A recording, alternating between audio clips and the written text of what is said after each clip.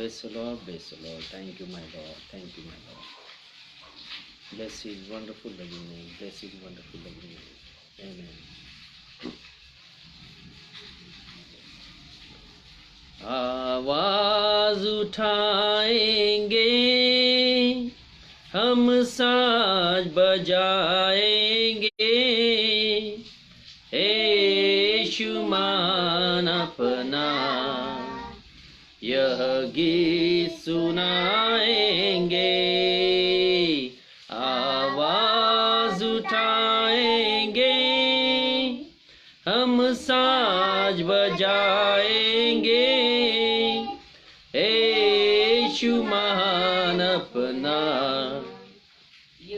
गीत सुनाएंगे। आवाज उठाएंगे, संसार की सुंदरता में यह रूप जो तेरा है, इन चांद सितारों में हे अक्स जो तेरा है। संसार की सुंदरता में यह रूप जो तेरा है, इन चांद सितारों में हे अक्स जो तेरा है। महिमा की तेरी बातें हम सबको बताएंगे, यीशु मान अपना यह गीत सुनाएंगे। आवाज उठाएंगे, दिल तेरा खजाना है, एक पाक मुहब्बत का था पा न सका कोई, सागर है तू उल्फत का। दिल तेरा खजाना है, एक पाक मुहब्बत का था पा न सका कोई, सागर है तू उल्फत का। हम तेरी मुहब्बत से दिल अपना सजाएंगे, यीशु मान अपना यह गीत सुनाएंगे। आवाज उठाएंगे, ना देख सका हमको तू पाप के सागर में, और बन के मनुष्य आया आकाश से सागर में। ना देख सका हमको तू पाप के सागर में, और बन के मनुष्य आया आकाश से सागर में। मुक्ति का तू दाता है, दुनिया को बताएंगे, यीशु मान अपना यह गीत सुनाएंगे। आवाज उठाएंगे, हम साज बजाएंगे, यीशु मान अपना यह गीत सुनाएंगे। आवाज उठाएंगे। Bless the Lord, bless the Lord, bless the Lord. Thank you, Jesus. Thank you, Jesus. Thank you, my Lord. Bless His wonderful loving name. Bless His wonderful loving name. धन्यवाद असो परमेश्वर पित्या, गौरव आणि गौरव असो परमेश्वरा तुझ्या पवित्र नामाला। तो आमचा देव, आमचा आश्रय, तो आमचा दुर्ग, आमचा खडक, आमची ढाल, आमचा कवच, आमचा आधार, आमचा ताण शृंग, अब्राहम, इसहाक आणि याकूब यांचा जिवंत देव, इस्रायल लोकांचा देव, आम्हा विदेशी लोकांचा देव तूच आहेस परमेश्वरा. हे परमेश्वरा, उपकार स्मरण करीत तुझ्या द्वारात आम्ही स्तवन करीत येतो परमेश्वरा. हे परमेश्वरा, आज खुल्या अंतकरणानं परमेश्वरा, मोकळ्या अंतकरणानं आम्ही तुझ्या समोर येत आहे परमेश्वरा. अशा वेळेस परमेश्वरा, आमच्यावर आपली कृपादृष्टी कर. आमच्या हरेक चुकीची आम्हाला क्षमा कर परमेश्वरा. आमच्या हरेक चुकांची तू आम्हाला क्षमा कर. आमच्यावर दया कर परमेश्वरा, कारण तूच आमचा देव आहेस. आम्ही रोजचा दिवस परमेश्वरा, तुझ्या करुणेनं आम्हाला रोजचा दिवस दाखवला जातो परमेश्वरा. तुझ्या लेकरांवर तू तुझी करुणा ठेवलेली आहेस. तू तुझ्या लेकरांवर तुझी कृपा ठेवलेली आहेस. याबद्दल सर्व गौरव मी तुला देतो परमेश्वरा. आजचा हा दिवस जो आमच्या आयुष्याला जोडलास, मी तुझे आभार मानतो. हे परमेश्वरा, आज पुन्हा एकदा बाप्पा तुझ्या समोर येत असताना ह्या संध्याकाळच्या समयी परमेश्वरा, आमच्या अंतकरणात उघड बाप्पा.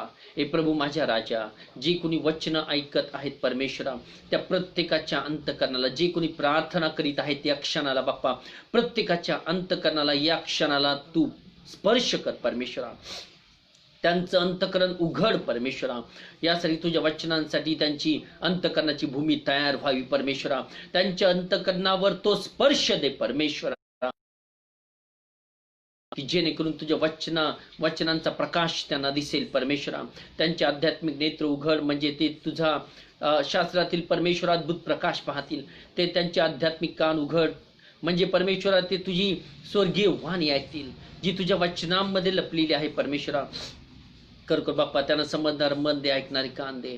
त्यांच्यावर आपली कृपादृष्टी कर परमेश्वरा.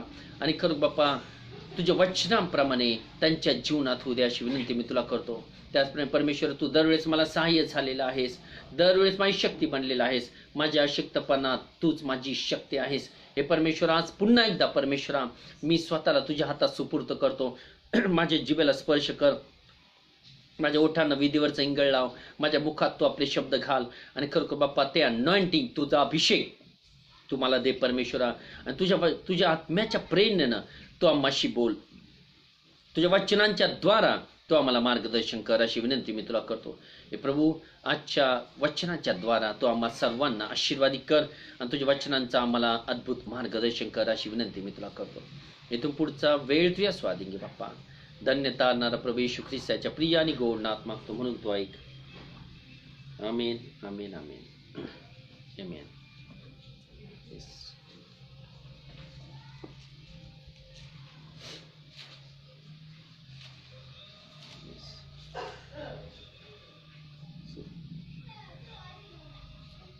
अनुवाद 29:29. गुप्त गोष्टी आमचा देव परमेश्वर याचा आहे, पण प्रकट केलेल्या गोष्टी आपले व आपल्या वंशीच्या निरंतरच्या आहेत. याचा हेतू हा की आपण या धर्मशास्त्राचे सर्व वचन पाळावे. आमेन. आमेन.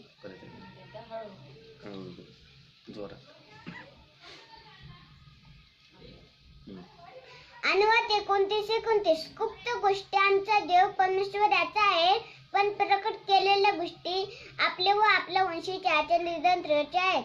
याचा हेतू हा की आपण या धर्मशास्त्राचे सर्व वचन पाळावे. आमेन. Amen. God bless you. Bless the Lord. पुन्हा एकदा या संध्याकाळच्या समयाबद्दल मी देवाचे आभार मानतो. तुम्हा सर्वांचं मी गॉस्पेल असेंब्ली चर्च भिंगारमध्ये स्वागत करू इच्छितो. आणि आपले सर्व लोकल मंडळीतले लोक,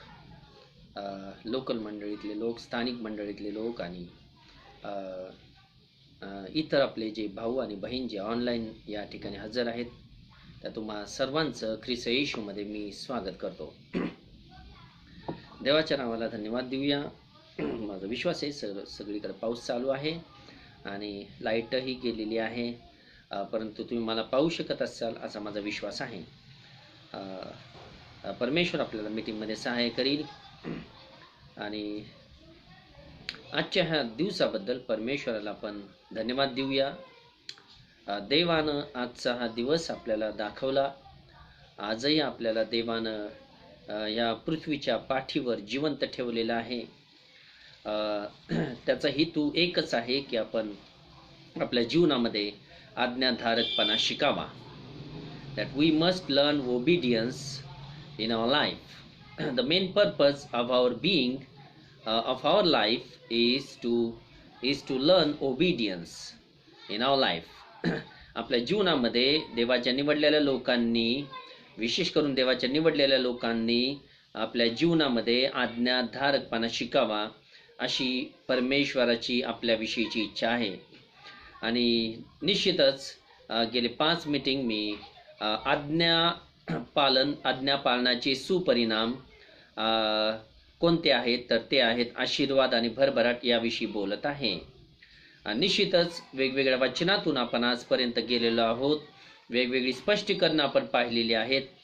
माझा विश्वास आहे की तुम्हाला प्रत्येक संदेश उत्तम रीतीने समजत असेल आणि प्रत्येक वचनाचं स्पष्टीकरण आपल्याला चांगल्या रीतीने समजत असेल असा माझा विश्वास आहे. आणि जर निश्चितच तुम्हाला संदेश आवडत आहेत तर देवाला गौरव द्या, देवाचं गौरव करा, देवाची उपकारस्तुती करा की परमेश्वर त्याच्या वचनातले भाग आपल्याला समजावून सांगत आहे.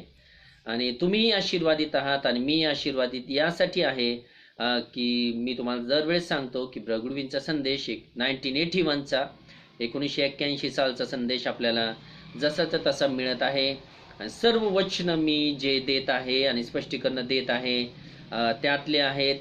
आणि प्लस ॲडिशनल देवाच्या आत्म्याच्या प्रेरणेनेही बरंच काही माझ्या मुखातून येतं, परंतु ते माझ्या मनचं नसतं, तर ते इतर अनेक कॅसेट्समध्ये मी ऐकलेलं असतं. जे 1981च्या संदेशामध्ये नसेल पण इतर अनेक कॅसेट्समध्ये मी ऐकलेलं असेल, तेही माझ्या मुखामधून परमेश्वर बाहेर काढतो. आणि मागच्या वेळेसचा संदेश विषय करून 5वा जो भाग आपण पाहिला, भाग नंबर 5, हाही इतका सुंदर होता. मी स्वतः तो संदेश ऐकला आणि खूप चांगल्या रीतीने परमेश्वराने त्याच्या पवित्र आत्म्याचं मार्गदर्शन त्या संदेशामध्ये आपल्याला केलेलं आहे.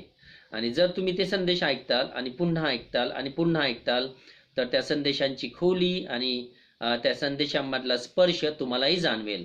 जोपर्यंत तुम्ही मनापासून संदेश ऐकत नाही तोपर्यंत मी काय बोलतो हे तुमच्या मनात शिरणार नाही आणि त्याचा लाभही तुम्हाला होणार नाही. जर तुमचं लक्ष भटकलेलं आहे, जर तुमचं मन विचलित आहे, जर तुमच्या मनामध्ये वेगळेच कुठले तरी विचार चालू आहेत, तर मग मी कितीही जरी चांगलं बोललो पण त्याचा स्पर्श आणि त्याचा लाभ तुम्हाला कधीच होणार नाही. म्हणून मग एखादा संदेश तुमच्यासाठी ब्लेसेड मेसेज झाला किंवा नाही हे कसं समजेल? निश्चितच मी तुम्हाला सांगेल, थँक गॉड फॉर दिस. निश्चितच मी तुम्हाला सांगेल की ज्यावेळेस मेसेज चांगला होतो, आणि ही रीत आहे, गॉस्पेल असेंब्ली चर्चची ही रीत आहे आणि मी हे अनेक ठिकाणी शिकलेलो आहे. मी अनेकांच्या मीटिंग्स अटेंड करतो. परमेश्वर निश्चित आजही आपल्याला मार्गदर्शन करणार आहे. माझा विश्वास आहे तुम्ही सर्वजण ऐकत आहात. आपलं बायबल, आपली वही आणि आपला पेन तुमच्यासमोर आहे आणि मी शांत रीतीने पुन्हा एकदा वचनामध्ये जाणार आहे. आणि मी अनेक लोकांच्या मीटिंग्स अटेंड करतो. गॉस्पेल असेंब्ली चर्चचे जे मिनिस्टर्स आहेत त्यांच्या मीटिंग्स मी अटेंड करीत असतो. आणि ज्यावेळेस मला त्यांचा संदेश आवडतो, त्यावेळेस मी क्विट करत नाही. आता संदेश आवडतो म्हणजे निश्चित गॉस्पेल असेंब्ली चर्चच्या मिनिस्टरचे संदेश आवडण्याजोगेच आहेत.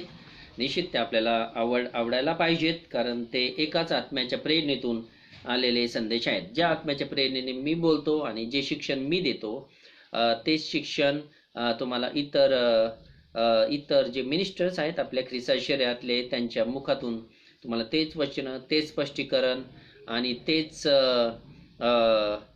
तोच आत्मा तुम्हाला दिसून येईल. आणि ज्यावेळेस मी त्यांचा संदेश ऐकतो, dear brothers and sisters, we have to learn this. If you don't know this, we have to learn this. जर आपल्याला माहीत नाही तर आपण शिकलं पाहिजे या गोष्टी. आणि जर मी त्यांचा संदेश ऐकला, मला एखादा संदेश आवडला, तर मी निश्चित संदेश संपल्यानंतर त्याखाली कॉमेंट टाकत असतो.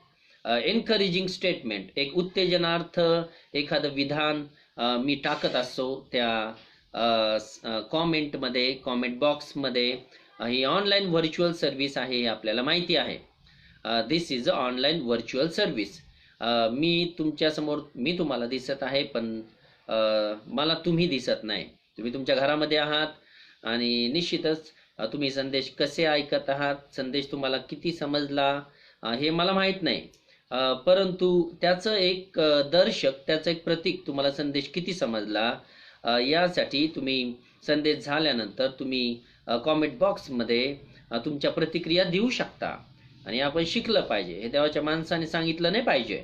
कारण व्हर्च्युअल सर्व्हिस ब्रगुडविनचं एक पोस्टर आहे, जर का तुम्ही आपल्या फेसबुक ग्रुपवर आहात, या गॉस्पेल असेंब्ली चर्च भिंगारच्या GAC भिंगारच्या ग्रुपवर जर आहात, तर त्यामध्ये मी एक पोस्टर टाकलेला आहे, how to have online worship service.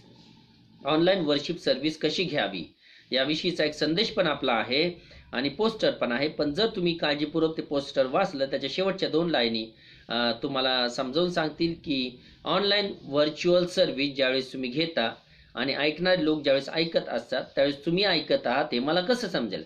वेल, तुम्हाला जर एखादं विधान आवडलं तर ऑलरेडी हा संदेश मी दिलेला आहे. यूट्यूबवर पण आपला हा मेसेज आहे, फेसबुकमध्ये पण हा मेसेज आहे आणि मी पोस्टर आपल्या फेसबुक ग्रुपवर टाकलेला आहे. परंतु जर तुम्ही ऐकत आहात, तर तुम्ही ऐकत आहात एखादं विधान, एक चर्चमध्ये ज्यावेळेस देवाचा मनुष्य बोलत असतो आणि एखादं विधान तुम्हाला आवडलं, व्हॉट यू डू?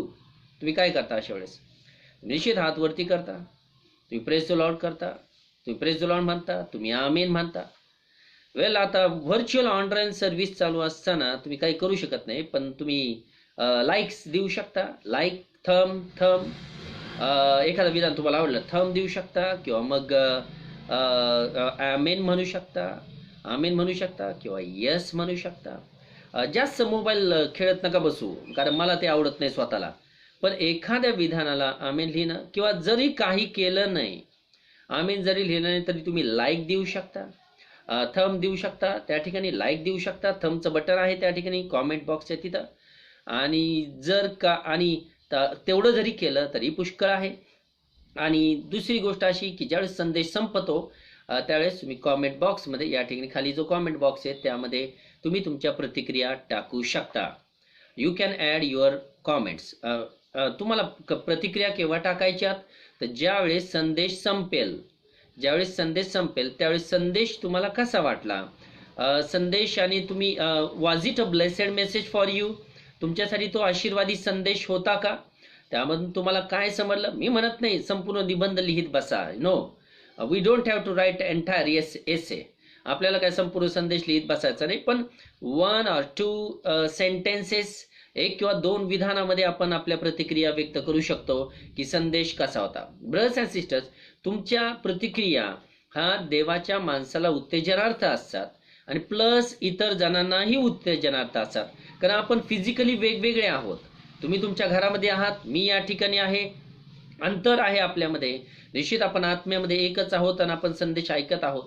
परंतु तुमच्या प्रतिक्रिया ह्या इतरांसाठी उत्तेजनपर असतात आणि देवाच्या माणसासाठी उत्तेजनपर असतात. आणि संदेश संपल्यानंतर ज्यावेळेस तुमच्या प्रतिक्रिया वाचल्या जातात त्यावेळेस देवाच्या माणसाला समजतं की तुम्हाला हा संदेश कितपत समजला आहे किंवा त्याची खोली कितपत समजली. जसं आपल्या चर्चमध्ये आपण साक्ष घेतो आणि ज्यावेळेस संदेश संपतो त्यावेळेस आपण एखाद्या बंधूला किंवा बहिणीला उभं करतो, तो साक्ष द्यायला लावतो आणि त्यावेळेस त्यांच्या साक्षीतून हे समजतं की त्यांना संदेश किती समजला, आणि लहानपणापासून आपल्याला ही सवय आहे की आपल्याला साक्षीतून समजतं देवाच्या माणसाला की संदेश या व्यक्तीला किती समजला. वेल, मला कसं समजल की जो संदेश दिलाय तो तुम्हाला किती समजला? तर तुमच्या कॉमेंटमधून, तुमच्या प्रतिक्रियातून, जी विधानं तुम्ही टाकता त्यामधून कळतं की तुम्हाला संदेश किती समजला. पण ज्यावेळेस मी ब्रदर जॉयचा मेसेज ऐकतो त्यावेळेस मी नेहमी माझ्या कॉमेंट टाकतो. आपल्याला शांत बसायचं नाही बरं. जर तुम्ही कॉमेंट टाकलं नाही तर ह्याचा अर्थ असा का की संदेश तुम्हाला आवडला नाही? देवाच्या माणसाने काय अर्थ करून घ्यायचा याचा? आणि ब्रदर जॉयचा संदेश ऐकल्यानंतर मी नेहमी कॉमेंट टाकतो आणि ते नेहमी मला लाईक देतात म्हणजे त्यांना ते स्टेटमेंट आवडलं. ब्रदर डेस्मंड सिंगची ज्यावेळेस मीटिंग मी पाहतो किंवा ब्रदर रिचर्डची मीटिंग ज्यावेळेस मी पाहतो आणि संदेश ऐकतो त्यावेळेस मी नेहमी कॉमेंट टाकतो. आणि मीच नाही तर प्रत्येक जण कॉमेंट टाकतं. जर का तुम्ही ते मीटिंग्स अटेंड केल्या तर तुम्हाला दिसल प्रत्येक जण कॉमेंट टाकतं आणि शिकलं पाहिजे आपण. याच प्रकारे व्हर्च्युअल सर्व्हिस घेतली जाते, याच प्रकारे ऑनलाईन सर्व्हिस घेतली जाते. कारण मी तुमच्याकडून साक्षीची डिमांड करू शकत नाही. तुम्ही तुमच्या घरामध्ये आहात, मी कसं काय म्हणणार तुम्हाला साक्ष द्या? आजच्या संदेशाविषयी, परंतु तुमच्या 2 विधानातून मला हे समजतं की तुम्हाला संदेश किती समजला आहे. म्हणून आपण हे मला बोलायची गरज नाही, आणि ह्याचा अर्थ असा नाही की मला तुमच्या कॉमेंटची अपेक्षा आहे. मला तुमच्या कॉमेंटची अपेक्षा आहे, तुमच्या प्रतिक्रियांची अपेक्षा आहे, असं असं असं तुम्ही समजू नका. पण ही ऑनलाईन सर्व्हिस घेण्याची रीत आहे. मग गुडविनचं जर पोस्टर तुम्ही पाहिलं, त्या ठिकाणी ग्लेन गुडविन यांनी पाठवलेलं पोस्टर आपल्या आपल्या फेसबुक ग्रुपवर टाकलेले, ब्लू कलरचं आहे. त्याच्यामध्ये शेवटच्या 2 लाईनी असे लिहिलेले की तुम्ही you can clap, you can raise your thumb, you can clap, you can raise your thumb, you can say amen. तुम्ही अशा प्रकारचे शब्द बोलू शकता. तुम्ही त्या 2 लाईनी वाचा, आणि अशा प्रकारे आपण आपली ऑनलाईन सर्व्हिस घेता येते.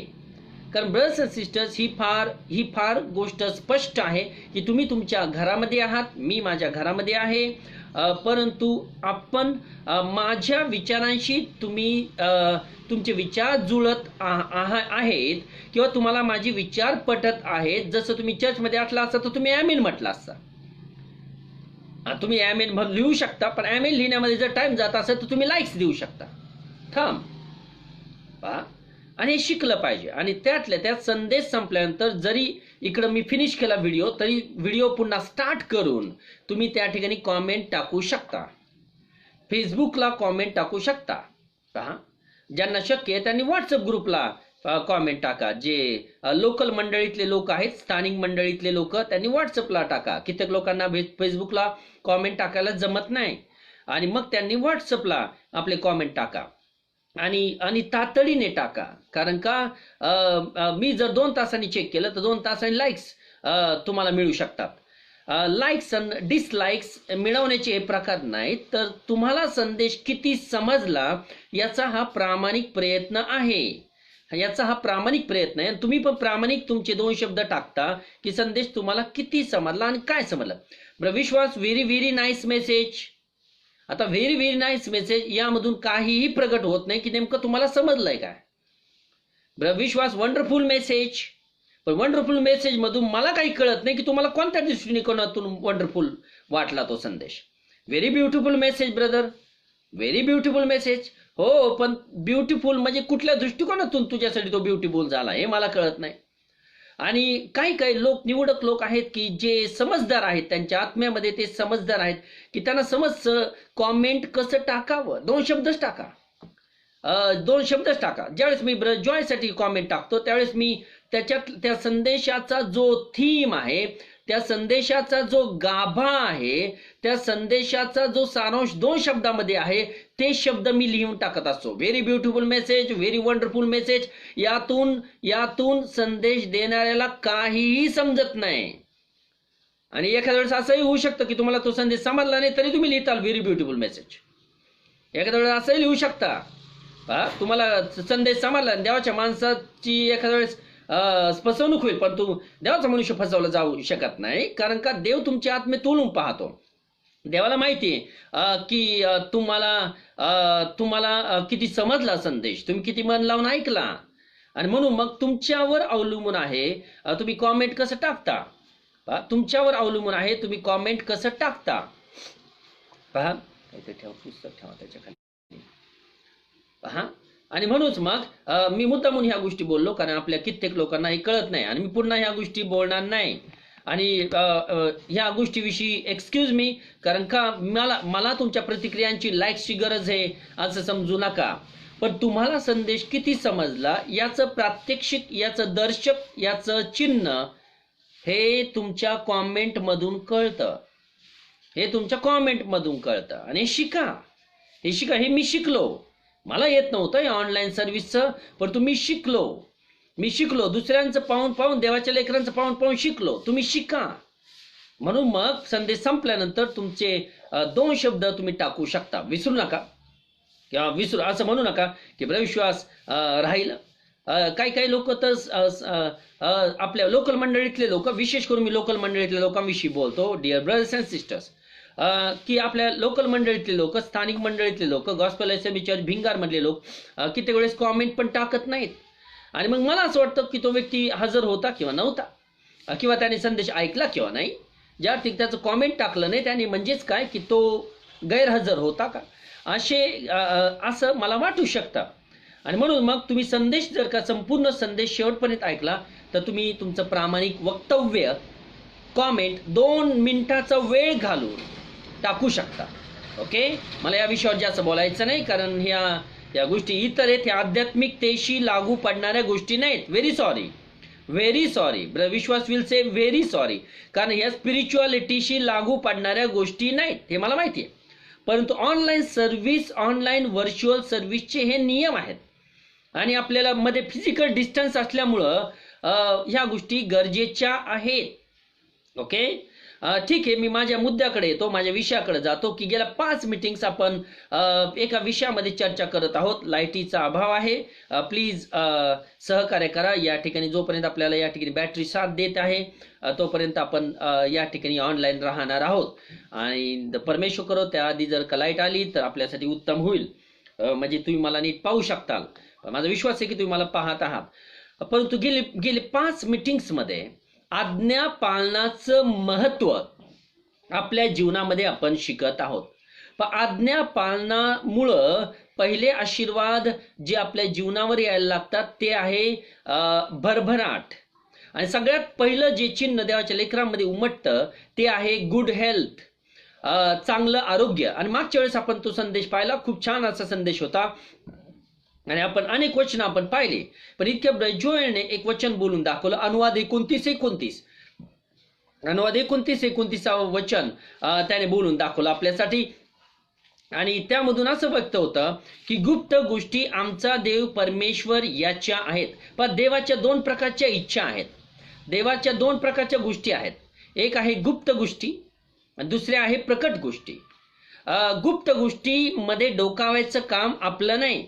आपल्याला देवाच्या गुप्त गोष्टी कधीच समजणार नाहीत आणि आपण त्या समजण्याचा कधी प्रयत्नही करू नये की देवाच्या गुप्त इच्छेमध्ये काय आहे. That is not our job, हे आपलं काम नाही.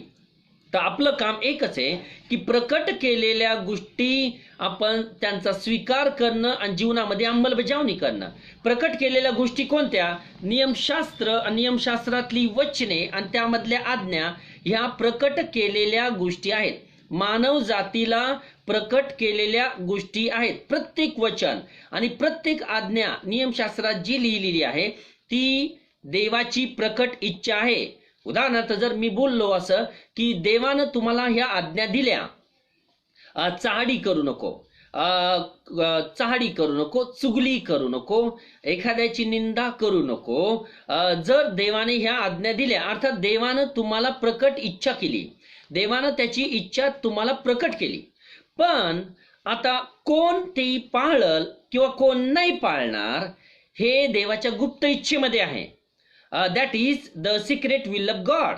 कोण व्यक्ती त्या आज्ञेचं पालन करील हे केवळ देवालाच माहिती, आणि कोण आशीर्वादित होईल हे केवळ देवालाच माहिती, कारण ती देवाची गुप्त इच्छा आहे. म्हणून देवाच्या गुप्त इच्छेमध्ये मला माहित नाही. माझं काम फक्त एवढंच आहे की प्रकट इच्छा काय आहे देवाची ही तुम्हाला सांगणं.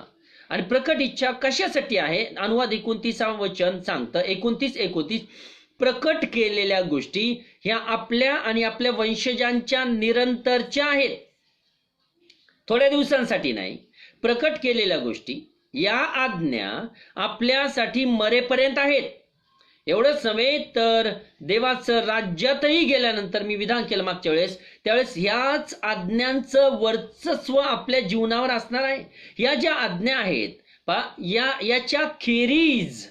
याच्या खेरीज तुमचं राज्यातलं जीवन नसेल तर ह्या आज्ञांच्या पालनाच्या जोरावर जे जीवन आहे तेच देवाच्या राज्यात तुमच्यामध्ये असणार आहे. वचन सांगत नाही का की आकाश पृथ्वी नाहीशी होतील परंतु यातील एकही काना किंवा मात्रा, वचनातला एकही काना किंवा मात्रा रद्द होणार नाही. आणि एकही काना किंवा मात्रा रद्द होणार नाही. जोपर्यंत आकाश आहे, जोपर्यंत पृथ्वी तुम्हाला दिसेल देवाच्या राज्यात सुद्धा, तोपर्यंत देवाची वचनं टिकून राहतील आणि यांचं वर्चस्व सदैव आपल्यावर राहील. पहा, आणि म्हणूनच मग देवाच्या वचनांचं आज्ञापालन करणं ही प्रकट इच्छा आहे. देवाचा मनुष्य तुम्हाला सांगतो असं करा, असं करू नका, असं करा, असं करू नका. परंतु कोण करील हे केवळ देवालाच माहिती. कोण आज्ञेचं पालन करील आणि कोण त्याकडे दुर्लक्ष करील हे केवळ देवालाच माहिती. आणि वचनात सांगतं, अनुवाद 29:29 वचनात सांगतं, गुप्त गोष्टी आमचा देव परमेश्वर याच्या आहेत, परंतु प्रकट केलेल्या गोष्टी ह्या आमच्या व आमच्या वंशजांच्या निरंतरच्या आहेत. कशासाठी? यात हेतू हा की ह्या धर्मशास्त्राची वचने आपण पाळावीत. या धर्मशास्त्रातील सर्व वचने आपण पाळावीत. म्हणून देवाने ह्या गोष्टी आपल्याला प्रकट केल्या. आणि मग प्रकट केल्यानंतर आपण जर त्यांचं आज्ञापालन केलं तर त्यावर आधारित आपले आशीर्वाद लपलेले आहेत. आपल्याला आशीर्वादित व्हायचंय का? एक वेळेस वचन दिलं होतं मी तुम्हाला, 1 तिमोथी 4:8 मध्ये. मला त्या वचनामध्ये जायचं नाही, काही नवीन वचन मी घेणार आहे आज. परंतु 1 तिमोथी 4:8 मध्ये वचन आपण पाहिलं की सुभक्ती तर सर्व गोष्टींविषयी उपयोगी आहे. आणि सुभक्ती म्हणजे काय? सर्वात मोठी सुभक्ती कोणती? ती आहे आज्ञापालन. प्रभू येशूनं त्याच्या जीवनामध्ये सगळ्यात मोठी सुभक्ती केली, ती आहे आज्ञापालन. म्हणतो मत्ते 5:17 मध्ये म्हणतो की मी संदिष्ट शास्त्र व नियमशास्त्र ही रद्द करावयास नाही तर पूर्ण करावयास आलो. आता पूर्ण त्याने कसं केलं? तर पाळून ते पूर्ण केलं. तुम्ही पूर्ण त्याशिवाय करू शकत नाही. प्रभू येशूनं नियमशास्त्रातली आज्ञा पाळून पूर्ण केल्या. पहा, पाळल्याशिवाय ते पूर्ण होत नाही. तो म्हणतो मी नियमशास्त्र व संदिष्ट शास्त्र हे मी रद्द करावयास आलो नाही तर मी पूर्ण करावयास आलो. आणि कसं त्याने पूर्ण केलं? त्याने पाळून ते पूर्ण केलं. मी मागच्या वेळेस संदेशाच्या शेवटी एक महत्वाचं विधान केलं होतं आणि त्या विधानातून मी पुढे जाऊ इच्छितो आजच्या संदेशामध्ये की येशूनं नियमशास्त्र पाळून जी धार्मिकता मिळवली, ही धार्मिकता मी पापी होतो, माझ्या कृत्यामुळे मी पापी होतो. मी नियमशास्त्र पाळला नाही, आपण नियमशास्त्र पाळला नाही, परंतु येशूने नियमशास्त्र पाळलं. आणि अनुवाद 6:25 वचन असं सांगतं की ज्यावेळेस तुम्ही ह्या नियमशास्त्रातली वचनं मान्य करून पाळाल तर ही तुमची धार्मिकता ठरेल. अर्थात येशूनं नियमशास्त्र पाळलं आणि नियमशास्त्रामध्ये लपलेली जी धार्मिकता होती ती त्यानं मिळवली, त्याने स्वतःच्या श्रमानं मिळवली. आणि ही धार्मिकता जी त्यानं नियमशास्त्र पालन करून मिळवली, ती धार्मिकता त्यानं आपल्यावर लादली आणि आपलं पाप त्याने स्वतःवर घेतलं. अशी अदलाबदल झाली. आता येशूनं धार्मिकता जी मिळवली नियमशास्त्राचं पालन करू, कारण मानव जातीपैकी कोणीही नियमशास्त्र पाळू शकत नव्हतं. म्हणूनच मानव जातीपैकी कोणीही धार्मिक ठरू शकत नव्हतं. पहा, मानव जातीपैकी आपल्यापैकी कोणीही धार्मिक ठरू शकत नव्हतं. म्हणून रोम 3:10 मध्ये वचन असं सांगतं की नीतिमान कोणी नाही, एक देखील नाही. कोण सोडून? प्रभू येशू ख्रिस्त. परंतु ज्यावेळेस ख्रिस्ताची धार्मिकता ही माझ्यावर लादली, ही तुमच्यावर लादली, त्या अर्थी आता मी धार्मिक नसता धार्मिक बनलो. आणि आपलं पाप त्याच्यावर लादलं 2000 वर्षांपूर्वी. म्हणून तो पापी नसता पापी बनला. तो पापी नव्हता, पापी बनला. आपण धार्मिक नव्हतो तरी आपण धार्मिक ठरलो आणि त्याने आपल्यावर धार्मिकता लादली. अर्थात मी आता धार्मिक आहे. नीतिमान कोणी नाही, एक देखील नाही. आमचे पास्टर नेहमी म्हणायचे, आमचे पॉवर पास्टर नेहमी म्हणायचे, नीतिमान कोणी नाही, एक देखील नाही. ते म्हणजे मी सोडून. अर्थात प्रत्येक निवडलेला व्यक्ती ज्याच्यावर ख्रिस्ताची धार्मिकता लादलेली आहे, ज्याच्यावर ख्रिस्ताचं नीतिमत्व लादलेलं आहे, तो व्यक्ती नीतिमान आहे, तो व्यक्ती धार्मिक आहे. आणि आपल्याला माहिती धार्मिकता आपल्यावर कशी लादली जाते? तर with the evidence of speaking in other tongues. अर्थात अन्य भाषा बोलून ही धार्मिकता आपल्यावर लादण्यात येते. अर्थात जो कोणी अन्य भाषा बोलतो, पवित्र आत्म्याचा स्पर्श, पवित्र आत्म्याचं अनॉइंटिंग देव एखाद्याला करतो. अर्थात ख्रिस्ताची धार्मिकता आपल्यावर लादली जाते. आणि हे सर्व ब्रगुडवींचे हे जे वचनांचे भाग आहेत, अथक परिश्रम आहेत. ब्रगुडवींनी जे हे तत्वज्ञान स्थापित केलेलं आहे, मनुष्याचं नव्हे, हे मनुष्य त्यांच्या बुद्धीचं नव्हे, तर हे पवित्र आत्म्याची प्रेरणा आहे. पहा, जी आपल्याला ज्यामुळं हे सर्व सत्य उकललेलं आहे.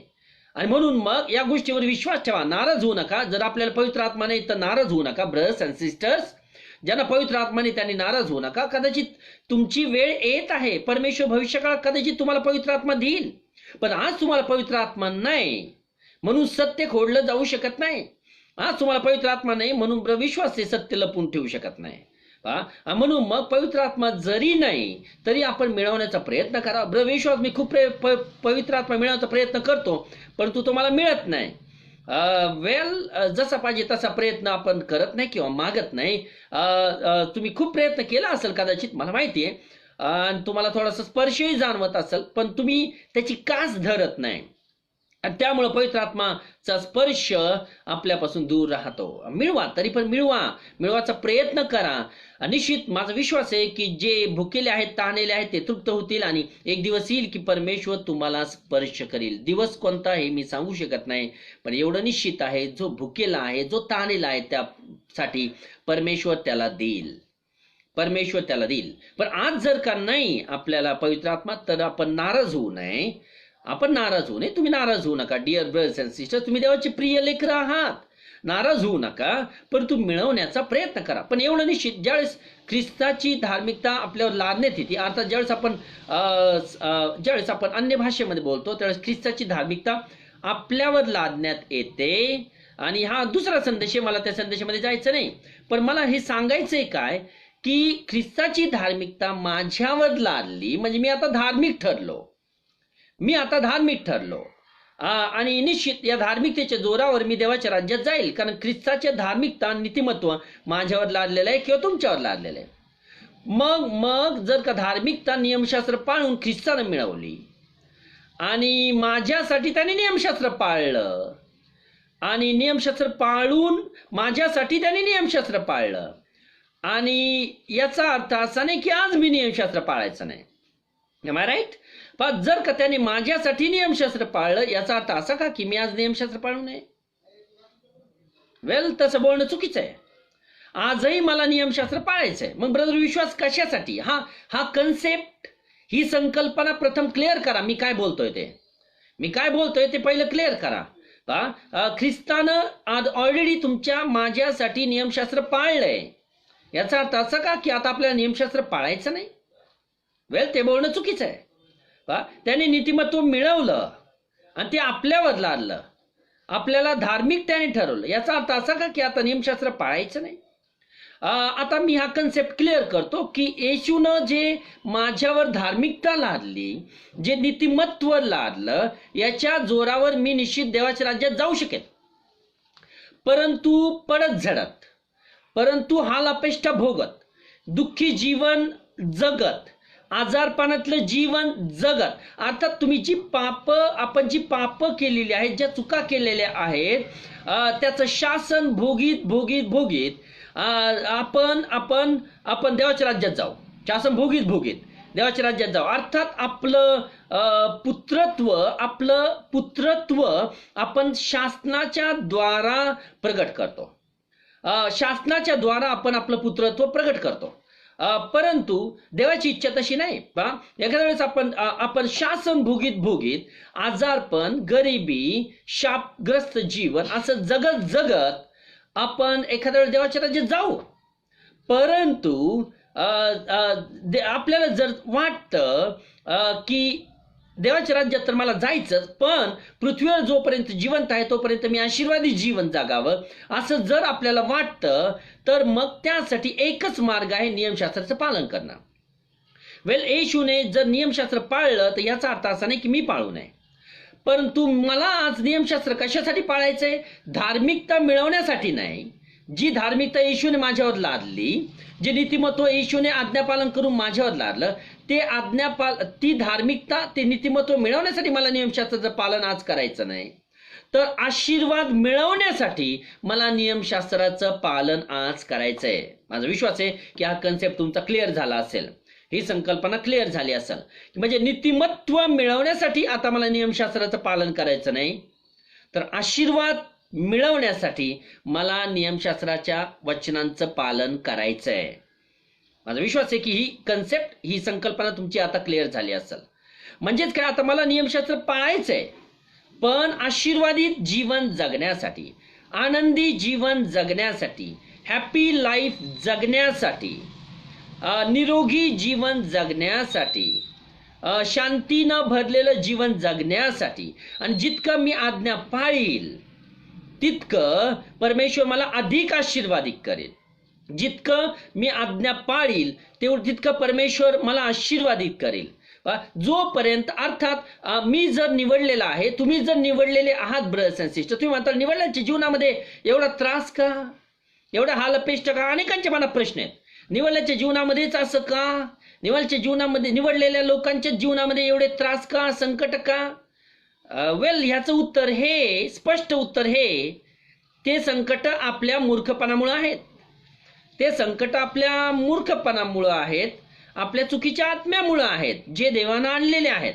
आपल्या अनेक चुका ज्या आहेत, ज्या आपल्या लक्षात येत नाही, परमेश्वर ते जाणतो. त्या आपल्या चुकांमुळं आपल्या जीवनामध्ये ह्या हालअपेष्टा आहेत, हे आजारपण आहे, ही गरिबी आहे, हे शाप आहेत.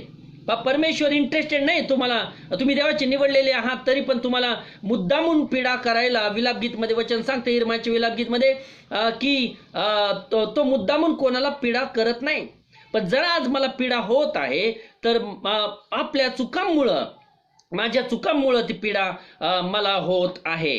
पहा, आणि ह्या पीडा तशाच राहतील. आणि देवाची अशी इच्छा आहे की मी यामधून आज्ञा पाळण्याचं जीवन शिकावं, मी यामधून आज्ञा पाळण्याचं जीवन शिकावं, अशी परमेश्वराची इच्छा आहे.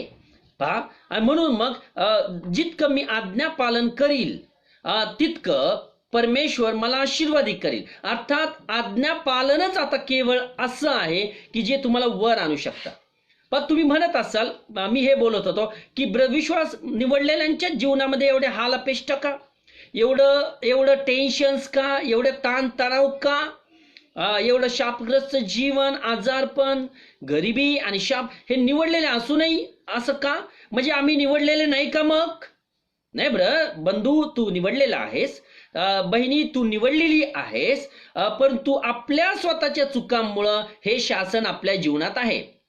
कारण देवाची अशी इच्छा आहे की या शासनाच्या द्वारा तरी कमीत कमी तुम्हाला लीन करावं, तुम्हाला नम्र करावं. जसं वचन सांगतं, मागच्या वेळेस आपण पाहिलं की इस्रायल लोकांची उपासमार देवानं होऊन दिली, त्यांची कसोटी पाहिली, त्यांची उपासमार होऊन दिली. कशासाठी? यासाठी की त्यांना अधिक लीन करावं.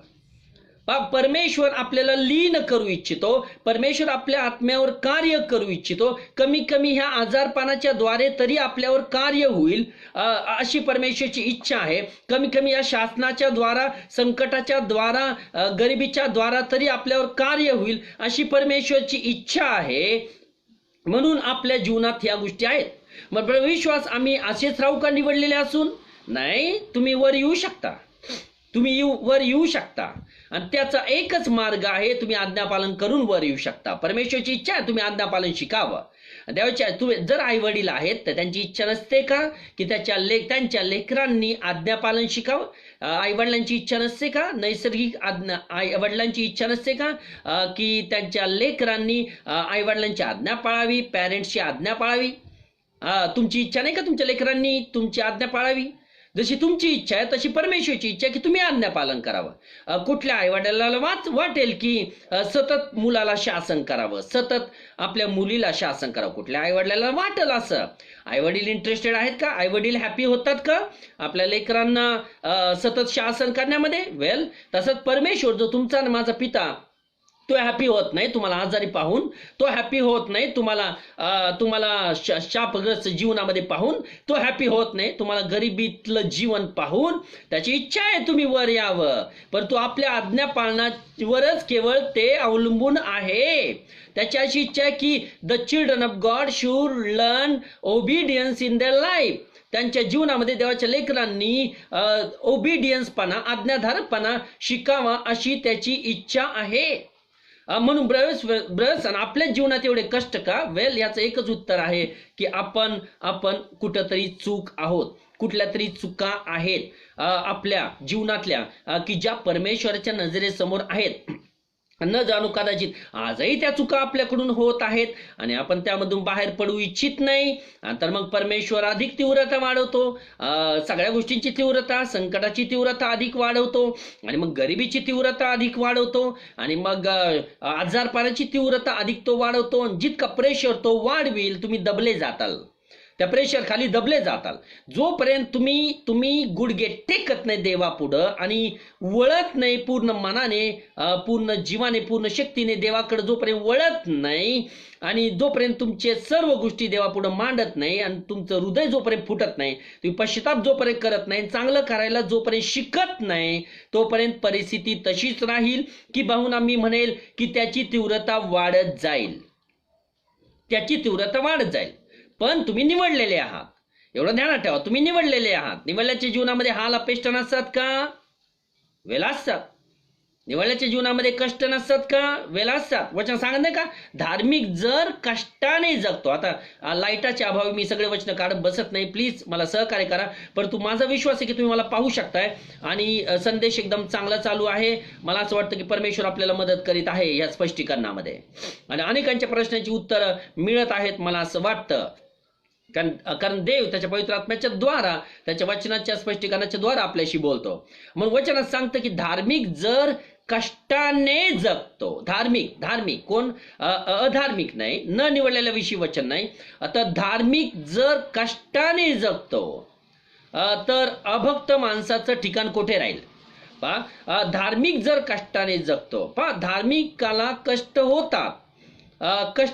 कारण का? कष्ट हे शासन आहे, कष्ट होणं हे शासन आहे, आजारपण एक शासन आहे. पण याचा अर्थ असा नाही तुम्ही निवडलेले नाही. तुम्ही जर आजारी आहात तर याचा अर्थ असा नाही तुम्ही निवडलेले नाही, तुम्ही निवडलेले आहात.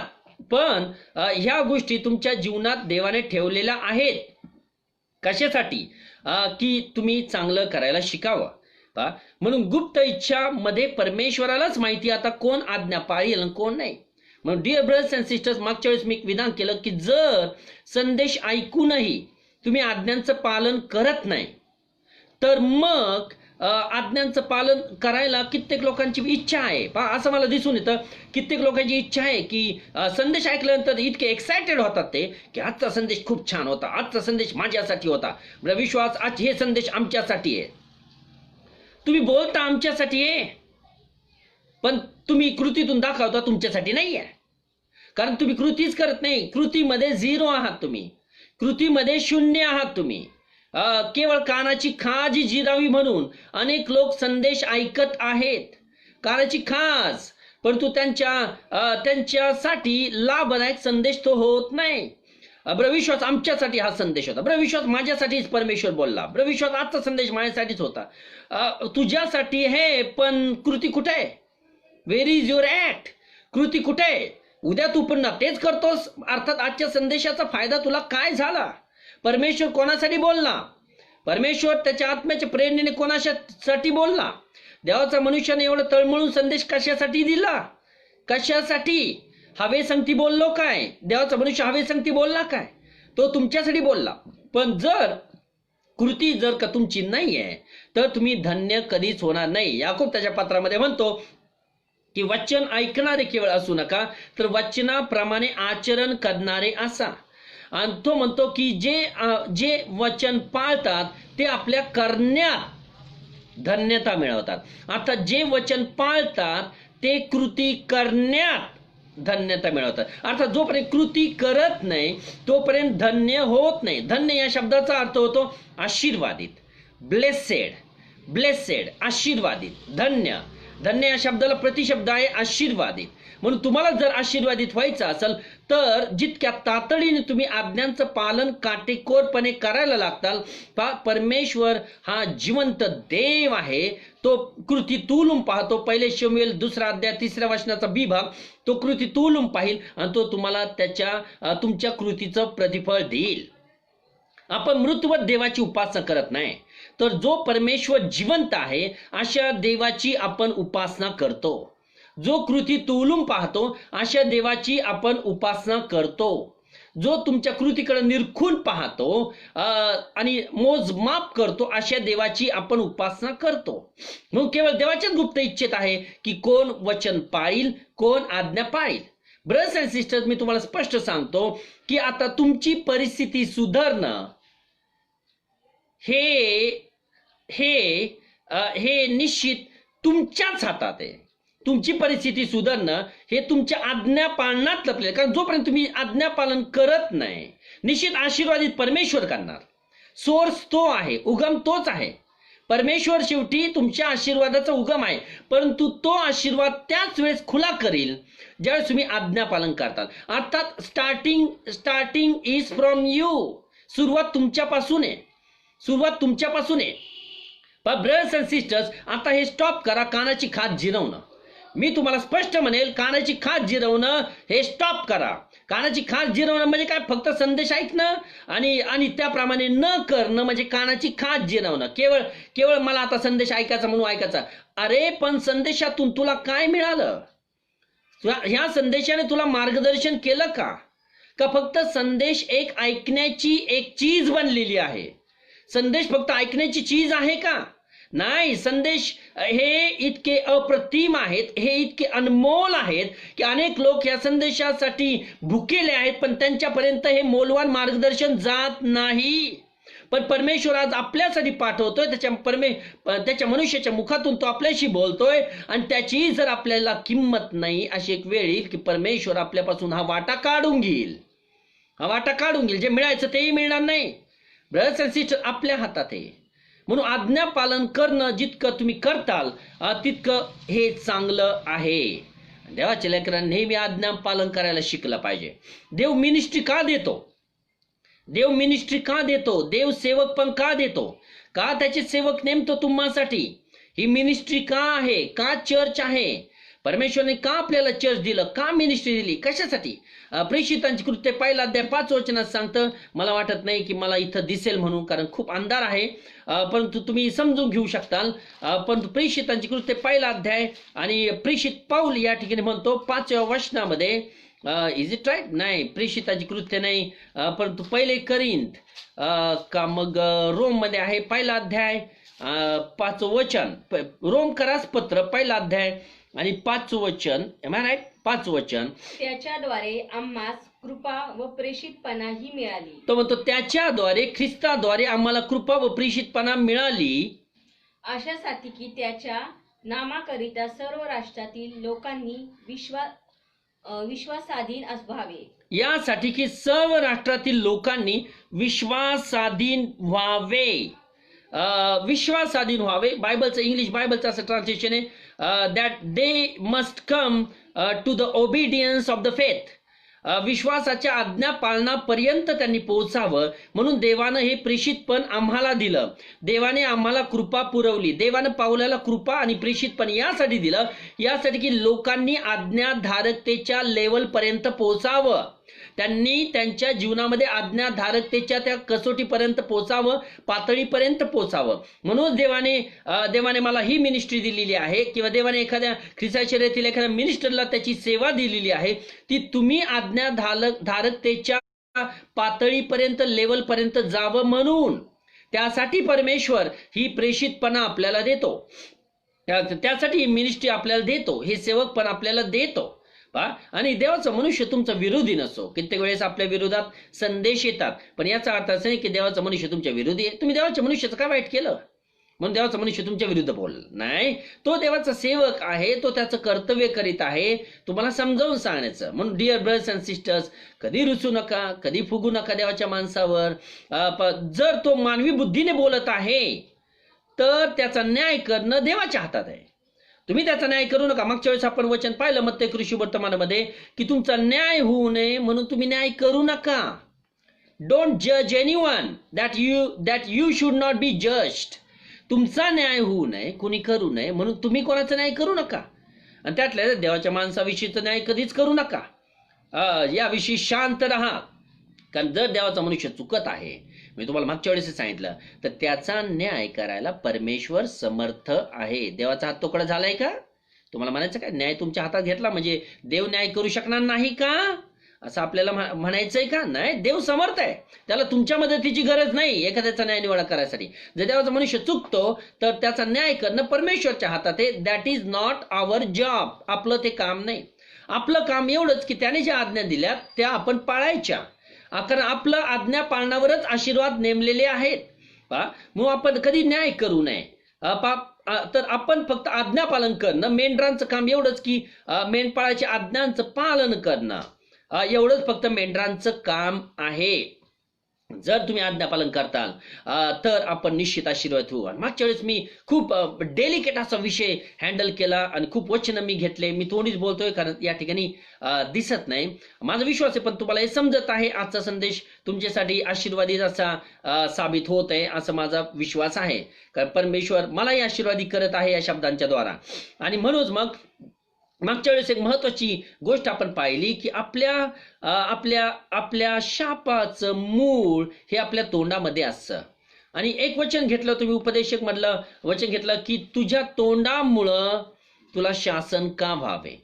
आणखीन एक वचन मी तुम्हाला दिलं होतं इयोब मधलं की मी माझं मांस आपल्या दाती का धरावं. अर्थात आपल्या शरीरामध्ये जे आजारपण येतं ब्रदर्स अँड सिस्टर्स, तर ते आपल्या तोंडामुळे येतं, आपल्या शब्दांमुळे येतं. आपण कित्येक वेळेस विसरतो आपण कोणाविषयी काय बोललो, आपल्या ह्या भावाविषयी काय बोललो, त्या बहिणीविषयी काय बोललो, आपण विसरतो. आणि कदाचित क्रोध लगेच येत नाही, न्याय लगेच येत नाही देवाचा, परंतु न्याय उशिरा येतो, पण परमेश्वर तर विसरत नाही. आणि ज्यावेळेस न्याय येतो त्यावेळेस आपण विसरलेलो असतो की आपण काय बोललो होतो. त्यावेळेस आपण विसरलेलो असतो की हा न्याय माझ्यावर आलाय तो कशासाठी. म्हणून आपण आपल्यावर जे न्याय येतो तो आपल्या मुखामुळे येतो, कुरकुरीच्या आत्म्यामुळे येतो. कधी कोणाविषयी कुरकुर करू नका ब्रदर्स. मला आज खूप वचन द्यायचे होते, खूप बोलायचं होतं, परंतु लाईटीच्या अभावी मी बोलू शकत नाही. परंतु आपण कधी कोणाविषयी कुरकुर करू नये, कोणाविषयी वाईट बोलू नये. कधीच कोणाविषयी वाईट बोलू नका. जर एखादा बंधू आपला बंधू, चर्च मधला बंधू किंवा बहीण जर चुकत आहे, त्या व्यक्तीला देवाच्या हातात सोपवून टाका. ती व्यक्ती अशी, ती व्यक्ती तशी नाही. तुम्ही न्याय करू नका, कारण जर तुम्ही न्याय केला तर तुमचा न्याय उद्या होईल. तुम्ही ज्या मापाने मापून देताल त्याच मापाने तुमच्या पदरात पडेल. तुम्ही ठरवा काय करायचं, तुम्ही ठरवा काय करायचं. तुम्ही परमेश्वराची वचन खोटे नाहीत. शास्त्रलेखाचा भंग होत नाही. योहान 10:35. शास्त्रलेखाचा भंग होत नाही. अर्थात शास्त्रलेख चुकीचा आहे असं कधी साबित होत नाही. शास्त्रलेख खरा आहे. आणि म्हणूनच मग आपल्याला समजलं पाहिजे की मी माझ्या मुखावर नियंत्रण ठेवलं पाहिजे काही जरी झालं तरी. आणि ज्यावेळेस तुम्ही ह्या गोष्टीचं पालन करायला सुरुवात करताल तुम्हाला असं जाणवेल हळूहळू परमेश्वर तुम्हाला आशीर्वादित करायला सुरुवात करेल, तुमचे दिवस बदलायला सुरुवात करेल. म्हणून आशीर्वाद किंवा शाप वचन सांगत नाही का एका ठिकाणी की याकूब म्हणतो का की तुझ्या जिभेमध्ये ते सामर्थ्य आहे, तुझ्या जिभेमध्ये सामर्थ्य आहे, तुझ्यावर काय येतं पहा. आणि म्हणूनच मग there is power in your tongue. तुमच्या जिभेमध्ये सामर्थ्य आहे. अर्थात तुमच्या शब्दामुळे तुमच्यावर शाप येतील एखाद्या वेळेस किंवा मग आशीर्वाद येतील. आपल्यावर अवलंबून आहे आपण काय बोलतो. सगळ्यात आधी आपल्या मुखावर नियंत्रण ठेवायला शिकलं पाहिजे देवाच्या लेकरांनी. ठीक आहे, आतापर्यंत झालं ते झालं, पण इथून पुढं आपण आपल्या मुखावर नियंत्रण ठेवायला शिकलं पाहिजे. कोणाविषयी चुकीच्या गोष्टी आपण बोलू नये. एखादा चुकला पण ब्रदर विश्वास तो बंधू चुकला, पण ती बहीण चुकली, तर मग तुझं काम काय आहे. तू फक्त त्यासाठी प्रार्थना करू शकतोस, कारण तो तुझा भाऊच आहे, कारण ती तुझी बहीणच आहे. ख्रिस्त येशूमध्ये बहीणच आहे, ख्रिस्त येशूमध्ये भाऊच आहे. तर तू त्या व्यक्तीसाठी प्रार्थना कर. पवित्र शास्त्र असं शिकवतं. आणि त्याच्या विरुद्ध काहीही बोलू नकोस, कारण ज्यावेळेस बोलशील परमेश्वर ते ऐकल. आणि आपल्या तोंडामुळे आपल्या देहाला शासन होतं. जर आपण चांगलं करायला शिकलो तर निश्चित परमेश्वर आपल्याला आशीर्वादित करेल.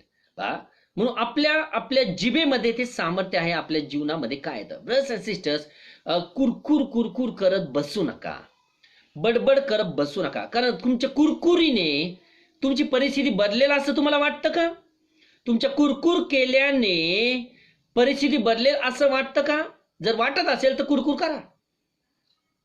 पण जर तुमच्या परिस्थितीमुळे कुरकुर केल्यामुळे जर परिस्थिती बदलणार नाही, तर मग तुम्ही जेवढं कुरकुर करण्यामध्ये जेवढं एनर्जी खर्च करता, तुमची ऊर्जा खर्च करता, तीच ऊर्जा तुम्ही प्रार्थना करण्यात का खर्च करत नाही?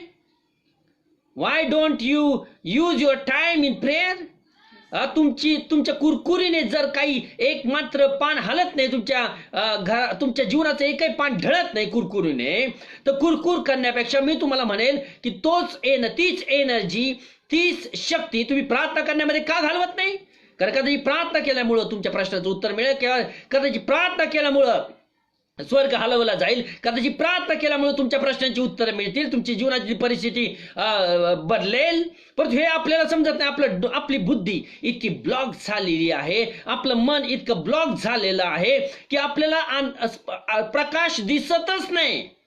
आपल्याला प्रकाश दिसतच नाही. प्रकाश हा आहे की कुरकुर करण्यामध्ये तुझा वेळ खर्च करण्याच्या ऐवजी, तुझी एनर्जी खर्च करण्याच्या ऐवजी तू तोच वेळ आपल्या गुडघ्यावर घालव.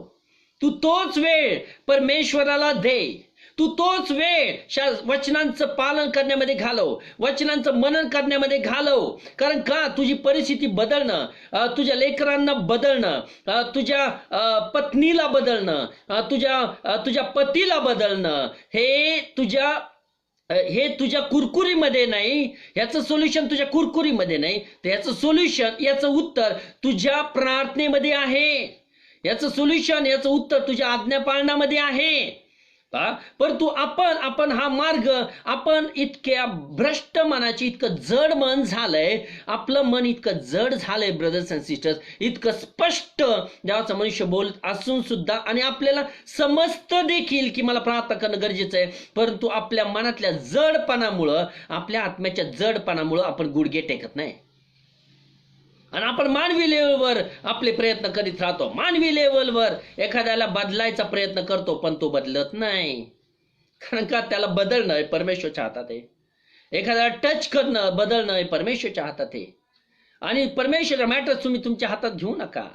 तुम्ही तुमचं काम करा. प्रे प्रे प्रे, फक्त प्रार्थना करा. पाऊल म्हणतो 1 थेसलोनिकी 5 वचन सांगतं 5व्या अध्यायामध्ये की निरंतर प्रार्थना करा. लूक 18:1 मध्ये वचन सांगतं की सर्वदा प्रार्थना करा आणि थकू नका. प्रार्थनेशील जीवन आहे काय? प्रार्थनेशील जीवन हे अधिक परमेश्वरच्या जवळ तुम्हाला घेऊन जाईल. तुमच्या सर्व प्रश्नांची उत्तर तुमच्या प्रार्थनेत गेल्याशिवाय तुम्हाला मिळणार नाही. तुमच्या जीवनामध्ये आता जे काही चाललंय त्याची सर्व प्रश्नांची, हर एक प्रश्नाचं उत्तर देवाजवळ आहे, मानवाजवळ नाही. म्हणून प्रार्थना करा, तुमच्या प्रश्नाचं उत्तर तुम्हाला मिळून जाईल. कुरकुर करण्यामध्ये वेळ खर्च करू नका.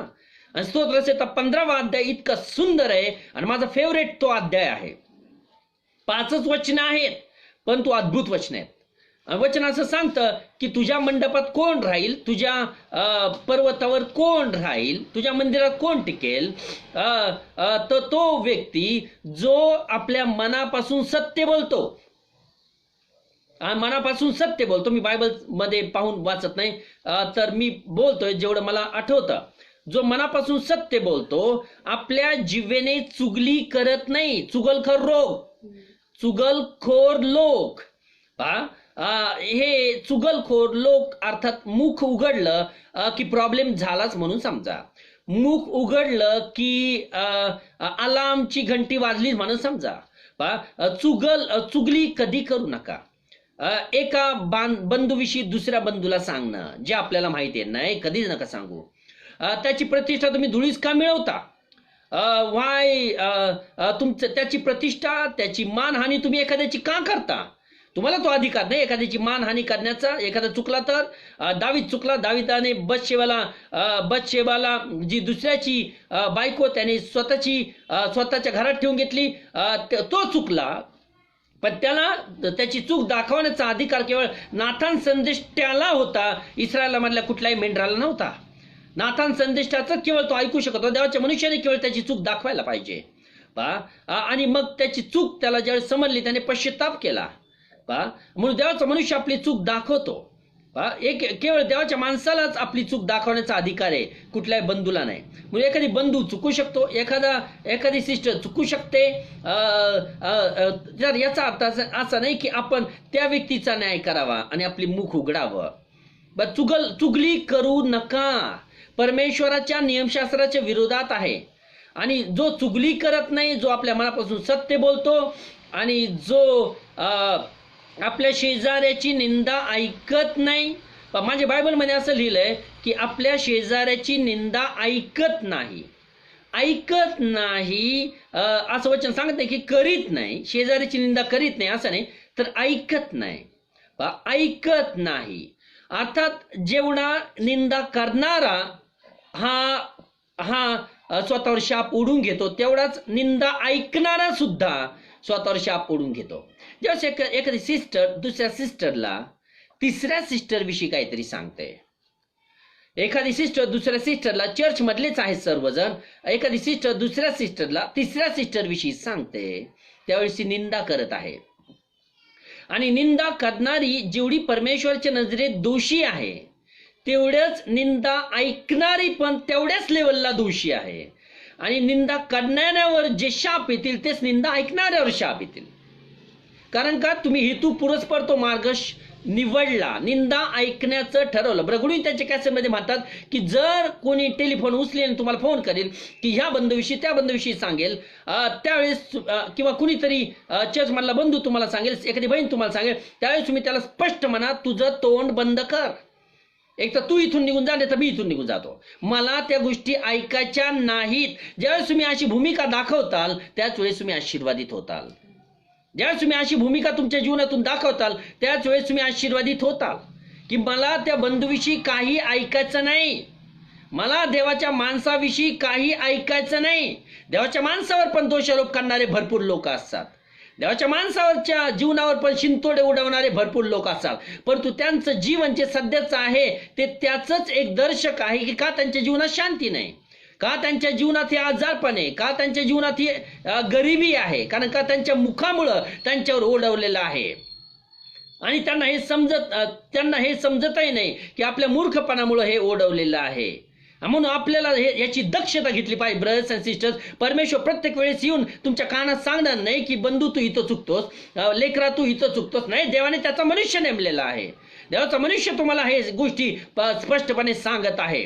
म्हणून ज्यावेळेस तुम्ही देवाच्या मनुष्यावर शिंतोडे उडवतात, तुम्ही कधी शांतीचं जीवन जगणार नाही, तुम्ही कधी हॅपी नसाल, तुमच्या चेहऱ्यावर कधी तेज नसेल, तुम्ही कधी शांतीपूर्ण जीवन जगणार नाही, तुम्ही कधी हॅपी नसाल, तुमच्या घरात कधी रेलचेल नसाल, तुम्ही भरभराटे जीवन कधी जगणार नाही. जर देवाच्या मनुष्याच्या विरोधात तुम्ही जाताल तर स्तोत्रमध्ये वचन सांगते की माझ्या अभिषिक्तास हात लावू नका, त्यांना स्पर्शही करू नका. कारण जुन्या हिस्ट्री साक्षीदार आहे, इतिहास साक्षीदार आहे की जे लोक देवाच्या मनुष्याच्या विरोधात गेले आणि बोलले त्यांच्या जीवनात नाश आला. म्हणून आपण त्या नाशाची विभागी होऊ नये म्हणून आपल्या मुखावर नियंत्रण ठेवलं पाहिजे. आणि जी व्यक्ती आपण शिकलं पाहिजे जीवनामध्ये, हे सगळं काय ब्रगडवींचं मी जसंचे तसे शब्द सांगत आहे, माझे मनचे बोल नाही. देवाला मी धन्यवाद देतो की मला ते सगळं काही आठवतं आणि मी तसंच बोलतोय. फरक एवढाच की ते इंग्लिशमध्ये मी मराठीमध्ये बोलतोय. तुम्ही जर ब्रगडवींचे पॅराग्राफ्स मी जसे तसे जर ऐकून दाखवले, त्याचे कॅसेट मधले भाग किंवा मॅगझिन मधले भाग, तुम्हाला दिसेल की मी तेच विधान बोलत आहे. तेच विधान जसेच्या तसे तुमच्यापर्यंत पोहोचवत आहे. त्याबद्दल देवाला धन्यवाद द्या की देव कोणाचा तरी वापर करून घेते साधन म्हणून आणि तुमच्यापर्यंत हे विधान पोहोचवत आहे. देवाच्या प्रेषिताची विधानं जसेचे तसे पोहोचवित आहे. म्हणून आपल्या जो कोणी निंदा ऐकत नाही, जो आपला पैसा वाढीदिडीला लावत नाही, जो हे सर्व काही करील तो मनुष्य धन्य. स्तोत्रसंहिता 15. म्हणून मग आपल्या मुखावर आपलं नियंत्रण पाहिजे. ब्रस फार मोठे शाप आपल्या मुखामुळं आपल्या जीवनामध्ये येतात. म्हणून आपण स्वतःला सांभाळलं पाहिजे. आणि म्हणूनच मग आपल्या मुखामध्ये जे सामर्थ्य आहे की आपण आपल्या स्वतःवर शाप उडवून आणतो का आशीर्वाद उडवून आणतो. म्हणून देवाने ही मिनिस्ट्री दिलेली आहे. व्हेरी सॉरी, मला जास्त काय बोलता आलं नाही, पण माझा विश्वास आहे की जे मी मुखानं या ठिकाणी बोललो, जास्त वचन न घेता, व्हेरी सॉरी. तुम्ही समजू शकता इथं अंधार आहे, व्हेरी हार्डली तुम्ही मला पाहू शकत असाल. परंतु माझा विश्वास आहे की मी जे काही बोललो आज या अंधारामध्ये तेही तुम्हाला समजलं असेल, कारण परमेश्वर आपल्याशी बोललेला आहे. देवाला धन्यवाद देऊ शकणार नाही का? मला असं वाटतं की बऱ्याचशा प्रश्नांची उत्तरं आपल्याला आपल्या जीवनात मिळाली असेल या संदेशाच्या द्वारा. मला असं वाटतं की ह्या संदेशाच्या द्वारा बरेचसे आपल्या प्रश्नांची उत्तरं आपल्याला मिळालेली असतील. विश्वास सांगतील, brothers and sisters, don't waste your time. आणखीन एक दिवस वाया घालवू नका. जे तुम्हाला करायला लावलेलं आहे ते तुम्ही तातडीने करा. इथं वेळेच्या अभावी मी जास्त काय बोलत नाही, लाईटही नाही, परंतु माझा विश्वास आहे की आजचा संदेश तुम्हाला आशीर्वादित असा साबित होईल. कारण बरंचसं एक्सप्लेनेशन मी तोंडी बोलून दाखवलेलं आहे. वचनं काढता आले नाही कारण इथं दिसत नाही, परंतु बरेचसे वचनं आपण तोंडी ऐकलेले आहेत, बरेचसे वचनं तोंडी मी बोलून दाखवलेले आहेत. पण निश्चित आपल्या सर्वांच्या आशीर्वादाचं मूळ देवाच्या वचनांमध्ये लपलेलं आहे. आमचे पास्टर नेहमी म्हणायचे, शेवटचे विधान मी करतो, की प्रभू येशूचं कधी डोकं दुखलं नाही, प्रभू येशूचे कधी हातपाय दुखले नाही, प्रभू येशूला कधी सर्दी झाली नाही. झाली असेल का सर्दी? नाही. प्रभू येशूचं कधी पोट दुखलं का? नाही. प्रभू येशू कधी तापाने फणफणला का? नाही. प्रभू येशू कुठल्या अशा आजाराने ग्रस्त होता का? नाही. प्रभू येशूची दृष्टी कधी मंद झाली का? नाही. हे का? तो कधीच त्याच्या जीवनामध्ये आजारी पडला नाही. कारण का त्याने नियमशास्त्रातल्या आज्ञांचं पालन केलं, म्हणून तो कधी आजारी पडला नाही. आणि नियमशास्त्रात लिहिलेले सर्व आशीर्वाद त्याच्यावर आले. पहा, नियमशास्त्राच्या आज्ञांचं पालन करूनच तो आशीर्वादित झाला. पहा, त्याने ते करून दाखवलं मानवी देहामध्ये येऊन, आणि तेच आज आपल्याला करायचंय. जर आपलं डोकं दुखतं तर का? येशूचं डोकं दुखलं का? आपलं पोट दुखतं तर का? येशूचं पोट कधी दुखलं का? आपले हातपाय दुखतात हे का? असेच दुखतात? तुम्हाला असं म्हणायचं असेच सगळं काय असंच चाललंय? नाही. म्हणजे तुम्हाला वचन जसे पाहिजे तसे समजलेले नाहीत. जर माझं डोकं दुखतं, जर माझ्या शरीरामध्ये दुखणं आहे, कुठंतरी दुखतंय, कुठंतरी आजार आहे, तर कुठंतरी मी चुकलेला आहे. आमचे पास्टर नेहमी आम्हाला शिकवायचे की चालता चालता विश्वास, ज्यावेळी चालता चालता ठेच जरी लागली तरी असं समज की तू कुठंतरी चुकलेला आहेस, कुठंतरी चुकलेला आहेस. कारण ज्या इस्रायल लोक शरमपुरा पळत जायचे, वचन सांगतं की त्यांच्या मार्गामध्ये येणारे सगळे दगड परमेश्वर हटवीत असे, यासाठी त्यांना ठेस लागू नये. येशू म्हणाला नाही का, येशूला सैतान म्हणाला नाही का की तुझ्या पायाला ठेस लागू नये म्हणून देवदूत तुला जेलून धरतील. आता सैतानाला तरी तेवढं कळतं, पण आपल्या लोकांना एवढं कळत नाही. आता ठेस लागणं जर का लागली, जर तुम्ही आज्ञापालन करणारे आहात तर तुम्हाला ठेसही लागणार नाही. तेच सैतान बोलून दाखवलं की तुझ्या पायाला ठेस लागू नये म्हणून देवदूत तुला झेलून धरतील. सैतानाला तेवढं कळतं, पण आपल्याला तेवढं कळत नाही. पण जर मला ठेस लागली तर मी कुठेतरी चुकलोय, ठेस जरी लागली तर मी कुठेतरी चुकलोय, शरीराला अपाय झाला तर मी कुठेतरी चुकलोय, लगेच आपल्या मनाने आपल्याला सांगितलं पाहिजे. हे आमच्या पास्टरने आम्हाला शिकवलं, आणि आजही तीच विचारसरणी आहे आमची. देवाला धन्यवाद देतो या सुंदर अशा ज्ञानाबद्दल. ब्रदर्स अँड सिस्टर, जे ज्ञान आपल्याला आज मिळत आहे ते बाहेर मिळत नाही, बाहेर आपल्याला मिळणार नाही, एखाद्या प्रीचर कडून मिळणार नाही. म्हणून आता तरी आपले डोळे उघडले पाहिजे की सत्य कुठं आहे, कुठं मला माझ्या जीवनासाठी आरोग्य मिळेल, माझ्या जीवनासाठी सार्वकालिक वचने कुठं मला मिळतील. आता तरी आपले डोळे उघडले पाहिजेत. आणि देवाला धन्यवाद देतो मी अशा सुंदरशा चर्च बद्दल, सुंदरशा मिनिस्ट्री बद्दल, या ख्रिस्ताच्या शरीराबद्दल, ज्यामध्ये सर्व अनमोल संदेश आणि आपल्या जीवनासाठी मार्गदर्शन लपलेलं आहे. वेल, माझा विश्वास आहे की आजच्या दिवशी परमेश्वर आपल्याशी बोललेला आहे, आणि बऱ्याचशा प्रश्नांची उत्तरं जी आपल्या मनामध्ये होती, आपल्या प्रश्नांची उत्तरं आपल्याला मिळालेली आहेत. म्हणून देवाच्या वचनांचं आज्ञापालन करा, एवढंच मी सांगेल. आज्ञापालनावर जास्त जोर द्या, कारण तुमच्या सगळ्यांची परिस्थिती त्यामध्येच तुमच्या परिस्थितीचं उत्तर लपलेलं आहे. परमेश्वर तुम्हाला आशीर्वाद करो. माझ्यासाठी, माझ्या फॅमिलीसाठी सतत प्रार्थना करा. आणि ज्या विनंती आहेत त्यांच्यासाठी मी नेहमी म्हणतो की सिस्टर पुष्पासाठी आपल्यासाठी त्यांच्यासाठी प्रार्थना करा. नुकतीच गॉस्पेल असेंब्ली चर्च पुणा यांच्या व्हॉट्सअप ग्रुपवर त्यांनी नुकतीच सुंदर आणि अद्भुत अशी साक्ष दिली त्यांनी आणि ते साक्ष ऐकून अनेक लोक आशीर्वादित झाले. कारण खूप मनापासून त्यांनी साक्ष दिली ती. त्यामुळं ते स्वतः आशीर्वादित निश्चित झाले आणि इतर लोक ज्यांनी ऐकली साक्ष तेही आशीर्वादित झाले.